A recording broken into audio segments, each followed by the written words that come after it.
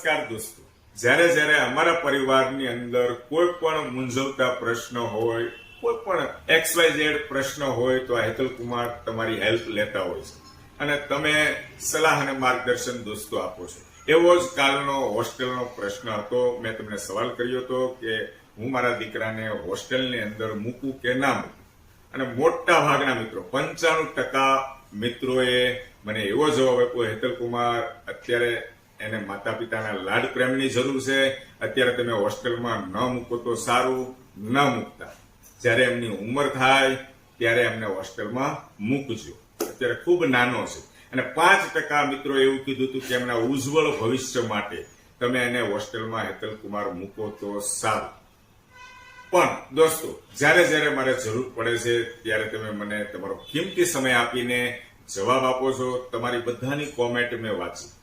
મોટા ભાગના 95% મિત્રો ફેમિલીએ મને એવો જવાબ આપ્યો છે કે હેતલ કુમાર ન મૂકતા, આપણે એને આધીન ચાલીશું. મારું ડિસિઝન જે હતું હોસ્ટેલ બાબતે, અત્યારે હું મારું ડિસિઝન ચેન્જ કરું છું તમારા કહેવાથી.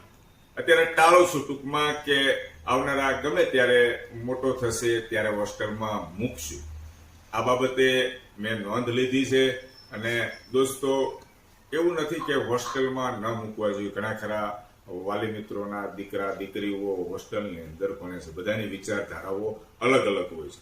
એટલા માટે જ આપણે સોશિયલ મીડિયાના સાથે જોડાયેલા છીએ, એટલે જ એક ડિસિઝન લીધું કે આપણી અંદર મૂંઝવતા પ્રશ્નો, ઘણી વાર કેવું થતું હોય છે ફેમિલીની અંદર 50%, હવે સમજી લો એમના મધર ઈલુના મમ્મી એને ના પાડી કે નથી મૂકવા, હું એમના ફાધર મેં એમ કીધું મૂકવા છે, તો ઘરની અંદર જ આના થયું.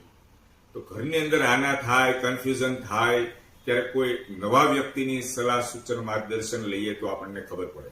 એમાં 95% લોકોનું ડિસિઝન એવું આવ્યું કે હેતલ કુમાર ન મૂકતા, ન મૂકો તો સારું. બધાની કોમેન્ટ મેં વાંચી, યુટ્યુબની અંદર વાંચી, ફેસબુકની અંદર વાંચી, ઇન્સ્ટાગ્રામની અંદર વાંચી.